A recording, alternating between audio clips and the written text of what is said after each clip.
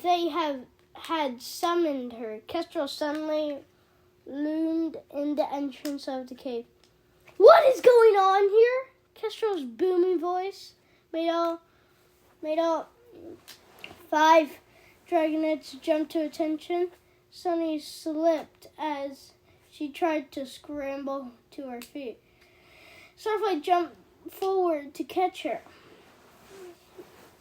The enormous red skywing slithered into the cave, glaring down at them. "This doesn't look like studying," she hissed.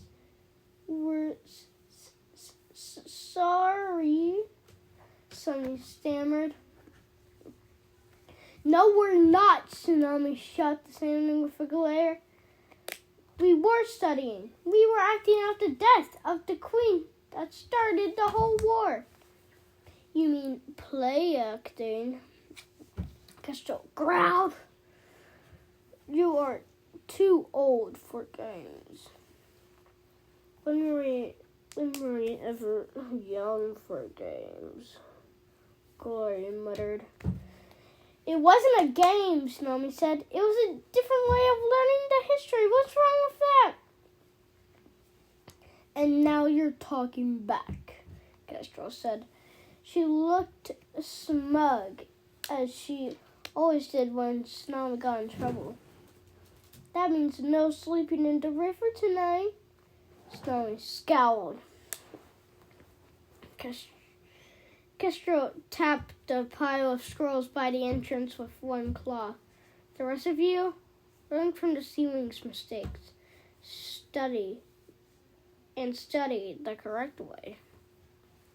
"That's not fair," Clay spoke up as Kestrel turned to go. Even though it made his heart pound, we were all doing the same thing. "We should all be punished." Glory shook her head at him, but beside him, Sunny nodded. Kestrel stared down at Clay. "I know who the ringleader was. Cut off the head, and the problem goes away." "You're going to cut off Tsunami's head?" Sunny squeaked.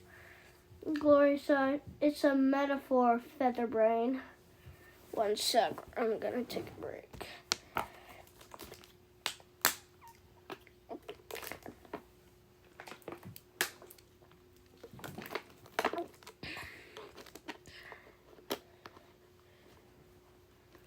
"Now go to bed,"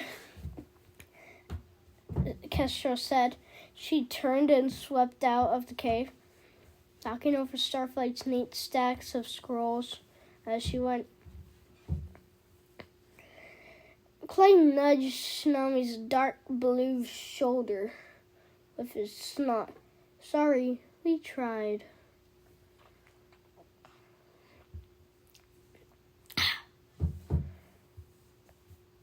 "I know, thanks," Tsunami said, brushing her wing against his.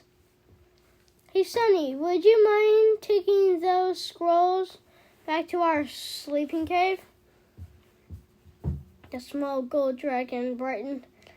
"Sure, I can do that." She hurried to the entrance, gathered and the scattered scrolls in her front talons. She whisked out of the cave. "I can't stand this much longer," Tsunami said as soon as Sunny was gone.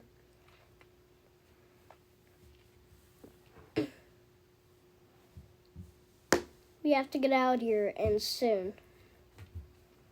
Clay glanced at Glory and Starflight, who didn't look surprised. "You talked to them about it?" "Of course," Tsunami said. I need their help figuring out an escape plan." Clay couldn't help but notice that she hadn't asked him for any escape plan ideas. Even dragons who liked him thought he was pretty useless. "I'm not sure we're ready," Starflight said. wrinkling his forehead. There's so much we haven't learned yet. Next page. Ooh, we're almost at chapter 3. That's what the teachers want us to think. Snow. Blue skills shifted as she shook herself from head to tail. But we'll never know until we get out of these horrible caves and see the world for ourselves.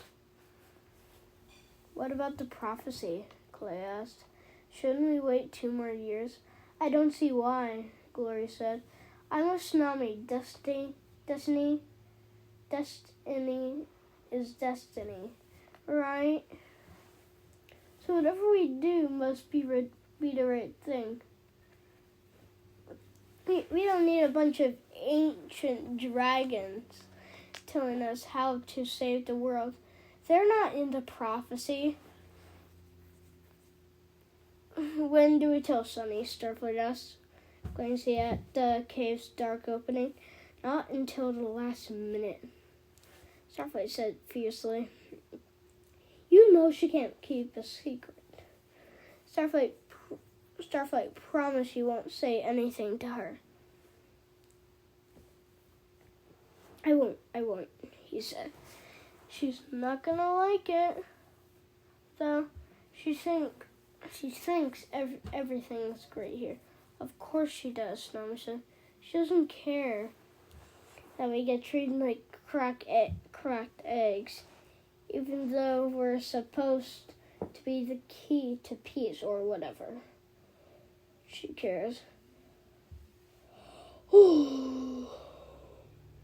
Starflight said defensively. She just doesn't whine about it.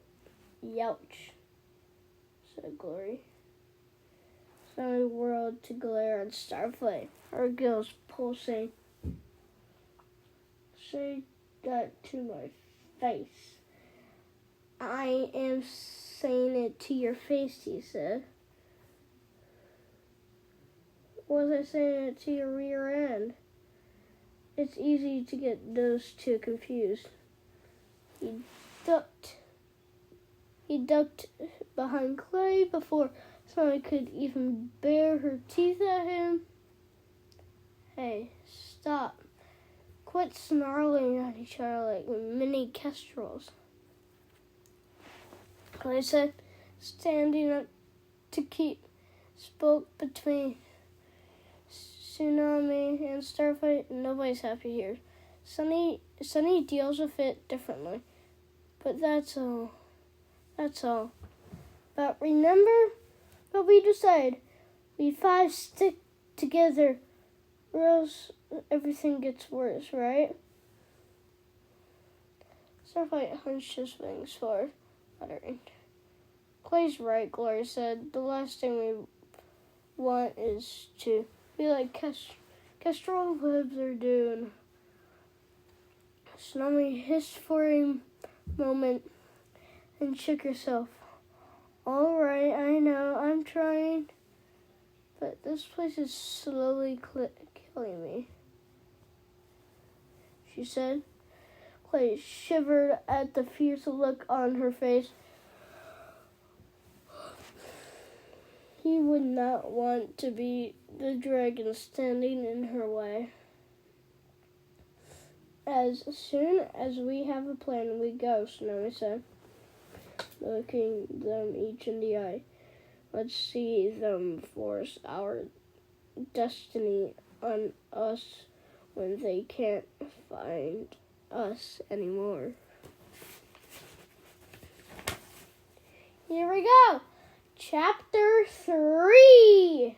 Yay! Suddenly, there was a thudding crash from the central cave. They heard the entrance boulder slam back into place. And then the rumble of heavy footsteps from the extra squish flap sound of them. Footsteps from the extra squish flap sound of them. He knew that must be webs. Something's happening, Snowy said. She hurried to the door, her ears twitching and the spiny ridge along her back standing straight up. We have to go listen. Starflight spread his wings slowly. I'm sure I can find out what the fuss is in the morning.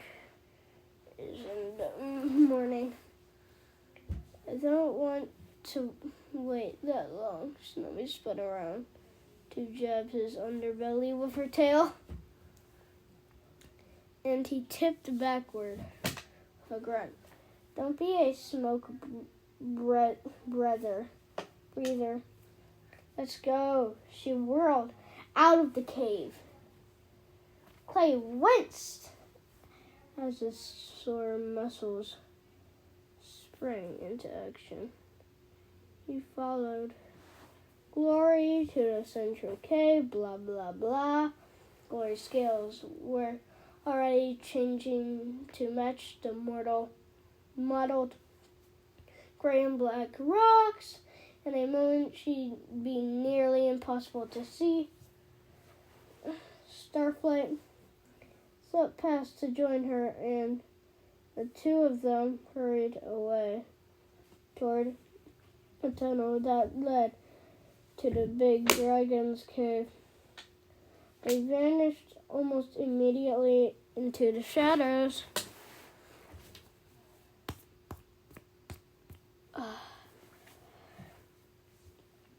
Hidden by their coloring,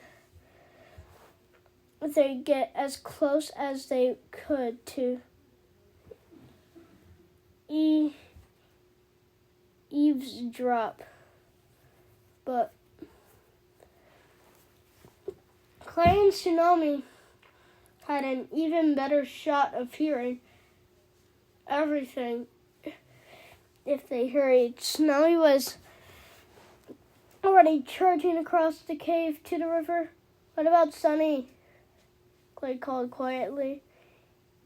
He could hear the little Sam rummaging around in her sleeping cave, putting the scrolls away. Well, come up with something to tell her later. Snowy hissed back. Clay felt sorry that Sunny was the only one who didn't know about their spying games. They'd learned their lesson about trusting her with secrets years ago. Sunny hadn't meant to tell Dune about the pile of rocks the dragonets were collecting. Their plan was to build a tower to the sky. Back when they were too small to fly. They'd only wanted to stick their heads out and look around. But one day, Sunny forgot to be careful around Dune, and the next day all the collected rocks were gone from their hiding place. That was the end of that plan and of Sunny getting to know everything. Tsunami disappeared into the river with a nearly soundless splash.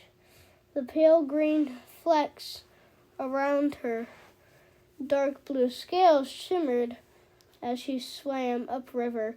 Clay drove in after her, wishing he could see in the dark like she could. At least she remembered to activate the glow-in-the-dark stripe along her tail. wings couldn't breathe underwater like sea wings. Alright, that's the end. Johnny out. Peace.